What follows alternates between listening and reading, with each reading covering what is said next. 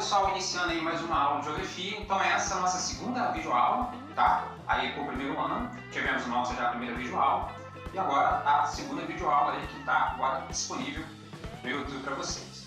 Então a gente viu sobre localização no espaço geográfico, coordenadas geográficas, a questão do fuso horário, movimento de rotação, movimento de translação. E agora a gente vai entrar especificamente na discussão sobre os mapas. Então, construção de mapas. Os mapas correspondem a uma representação gráfica de um espaço real em uma superfície plana, como um papel, por exemplo. Então, esse é o conceito geral de um mapa. Em um mapa é possível representar diferentes lugares, um bairro, uma cidade, um estado, um país, um continente, um mundo, como um todo.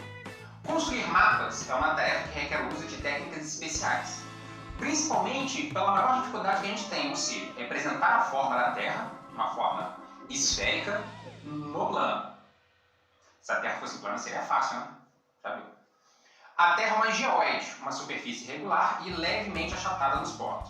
Então, o primeiro desafio é como representar a superfície curva no plano. Só lembrar o seguinte, mapa, ele não é neutro, tá, gente? Mapa sempre é algo subjetivo, ou seja, a representação daquilo que está no mapa depende de quem realiza, de quem produz aquele mapa. Isso tem que ficar claro aí para a gente poder entender. Então, um mapa sempre depende da intencionalidade de quem produz o mapa, para que a pessoa coloque no mapa as informações que quem produz julga relevante naquele momento. É isso que a gente tem que entender. Então, os dois grandes desafios da construção de mapa: representar a superfície curva no plano e reproduzir áreas extensas em tamanho reduzido. Para isso, existe o que nós chamamos de projeções cartográficas. Tá joia? Então, o que são projeções cartográficas? Conjunto de operações que permite representar um plano, por meio dos paralelos meridianos, latitude e longitude, como nós vimos, os fenômenos que estão dispostos na superfície terrestre com menor distorção do que o simples achatamento da elipsoide. A gente vai entender isso com mais calma daqui a pouco. Qualquer que seja a projeção adotada, sempre haverá distorções, seja nas áreas, nas formas ou nas distâncias. Diferentes projeções cartográficas foram desenvolvidas para permitir a representação da esfericidade terrestre, a Terra redonda, num plano, em mapas e cartas, cada um priorizando determinado aspecto da representação, dimensão, forma, distância e etc. O que isso significa? Não existe projeção cartográfica certa ou errada. A escolha na projeção que vai ser utilizada no mapa vai depender da intencionalidade daquele que produz o mapa. Tá joia? Então, de acordo com a necessidade, de acordo com o que quer que seja representado no mapa, é que vai ser feita a escolha do tipo de projeção, da categoria de projeção e etc. Então, as projeções cartográficas elas são classificadas principalmente quanto à superfície de projeção e às suas propriedades. A combinação da projeção enquanto a sua categoria e a sua propriedade vai permitir você construir um mapa a partir da projeção. Então, por exemplo, aí a gente tem uma questão muito bacana. Essa forma da Terra que está aparecendo aí na figura é, teoricamente, a forma da Terra que o ser humano, através da ciência, conseguiu levantar de como que seria a Terra em 3 dimensões. Então você pode reparar aí que a Terra parece uma batata deformada. Então ela não é simplesmente redonda. Ela tem uma série de situações, né, que faz com que ela tenha essa deformação. Essa figura é apenas uma representação tridimensional do planeta. Tá? Ela é potencializada, essa representação tridimensional, para a gente entender a questão da formação do planeta. Tá? Fica aí essa deformação aí, tá? E você pensando que a Terra é redonda. Não é redonda, não é plana, não. Então você tem aí um modelo mostrando de acordo com a superfície. Ou seja, como é que a gente usa a projeção cartográfica a partir do planeta? A gente tem a superfície topográfica, que é aquela que é de acordo com o relevo, vai do alto do Himalaia até o fundo das fossas marianas, ou seja, é toda a questão topográfica do planeta, as planícies, planaltas, altas montanhas, o fundo do mar, fundo do oceano. Então, essa é a superfície topográfica. Você tem a superfície da geóide. O que é a superfície da geóide?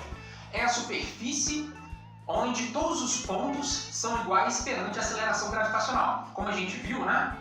os planetas e as estrelas, pelo processo de acreção, a tendência é, devido à força gravitacional, se organizar em esferas, serem planetas e estrelas serem redondos. Então você tem aí a superfície da geóide, aquela superfície onde todos os pontos do planeta possuem a mesma aceleração gravitacional. Só que você tem algumas reentrâncias, tem algumas diferenças matemáticas ali que, para você fazer a projeção cartográfica a partir da superfície da geóide, também é muito difícil. Aí o que acontece? A gente faz então a superfície da elipsoide. O que é a superfície da elipsoide? É a superfície onde eu calculo matematicamente o equilíbrio, né, da questão da geóide e da superfície topográfica, permitindo então um cálculo matemático aproximado para que, quando eu realizar a projeção cartográfica, eu consiga ter uma uniformidade, um equilíbrio para fazer o mapa. Tá joia? Projeções cartográficas. Então agora, a primeira coisa que a gente vai ver em relação às projeções cartográficas é quanto às suas propriedades, ou seja, né, quais são as propriedades que a projeção cartográfica tem que ter na hora de você fazer ali o seu levantamento. Então olha só, quanto às propriedades, né, podemos, através das projeções cartográficas, minimizar as deformações ocorridas pelo processo de planificação da superfície terrestre. No que diz respeito a três características, né, em relação às áreas, em relação aos ângulos, em relação às distâncias, mas nunca os três simultaneamente. Então, com isso, a gente tem 4 tipos de propriedades relacionadas à projeção cartográfica. O conforme é aquele que vai procurar conservar os ângulos e distorcer distância e área. O equidistante vai procurar conservar a distância, distorcer ângulos e áreas. O equivalente vai procurar conservar a área e distorcer ângulos e distância. E a afilática é aquela que procura um equilíbrio entre áreas, ângulos e distância. Relembrando, não existe projeção cartográfica perfeita. Quando você escolher uma das propriedades para manter, para conservar e outras para distorcer, isso vai depender muito do objetivo do mapa a ser realizado. Então, primeiro você tem que ter o objetivo do mapa, quais são os fenômenos que você quer da superfície terrestre para ser representados, para depois você começar a escolher as técnicas e instrumentos para a elaboração do mapa. Então a gente tem aí, primeiro, a projeção conforme. Ele procura conservar as formas terrestres. Então vai apresentar distorção nos tamanhos das áreas apresentadas, em relação também à distância. Mas a forma, ou seja, a forma dos continentes, dos países, etc., a forma se mantém de acordo com a forma representada ali. A escala utilizada vai variar de acordo com o lugar. Então, apenas nas áreas próximas ao Equador é possível utilizar a escala indicada no mapa, né? Então, você vai ter, conforme vai conservar as formas terrestres, né? Só lembrar, conforme de forma, vai conservar a forma terrestre e vai distorcer distância e área. Então, você tem um exemplo aí, né? Não há deformação dos ângulos em torno de qualquer um dos pontos selecionados no mapa. A projeção equivalente, ela apresenta distorções nas formas e ângulos, mas as áreas mantêm o mesmo valor real. Ou seja, utilizando a escala, quando eu vou calcular a área, ele vai dar uma precisão muito grande. É para isso que ele serve, justamente para você conseguir calcular as áreas daquilo que é representado no mapa. Então, não altera as áreas, conservando assim uma relação constante com sua correspondência na superfície terrestre, onde você faz o cálculo pela escala. Projeção equidistante apresentam distorções nas áreas e nas formas terrestres. Entretanto, a partir da escala, você consegue calcular precisamente as distâncias em relação do mapa com a representação da superfície terrestre. Os comprimentos são representados em escalas de forma uniforme, não vai ter variações aí. Categorias de projeção. Então, para a gente encerrar, a gente viu as 4 propriedades das categorias, das projeções cartográficas, desculpa, e agora a gente vai ver as 3 categorias de projeção. Projeção cilíndrica, muito utilizada para representar o planisfério, ou seja, o planeta como um todo, os famosos mapa-mundi, onde os paralelos meridianos são projetados sobre o cilindro que posteriormente é planificado. Então, todo paralelepípedo meridiano vai cruzar formando o ângulo reto. Há deformações nas altas latitudes, porém as projeções da superfície próxima ao Equador são mantidas. Então você tem a projeção de Mercator, que é uma cilíndrica conforme, a projeção de Peters, que é uma cilíndrica equivalente, a projeção de Robson, que é uma cilíndrica filática. Então eu combino a categoria de projeção com as propriedades da projeção. Então aí eu tenho um modelo de projeção cilíndrica, né? Eu envolvo o globo terrestre formando um cilindro e depois eu faço a planificação dessa projeção.